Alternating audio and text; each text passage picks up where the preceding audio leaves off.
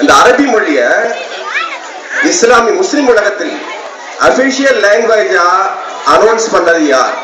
Establish பண்ணது யார்? அரபு மொழியை முஸ்லிம் உலகத்தின் அதிகாரப்பூர்வமான மொழியாக, ஆட்சி மொழியாக அறிமுகப்படுத்தியவர் யார்?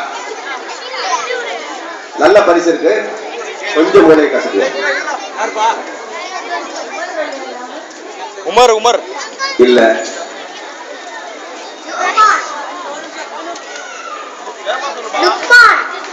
இல்லை. உஸ்மான் ரலியல்லாஹு அன்ஹு இல்லை.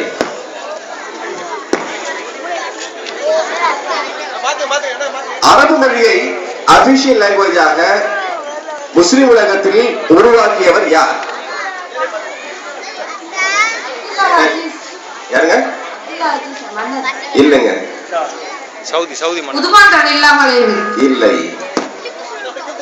சரி, கேள்வி உள்ளவங்க சொல்லுங்க. கை தூக்குறவங்களுக்கு கேளுங்க. கேள்வி நல்ல பரிசு காத்திருக்கு.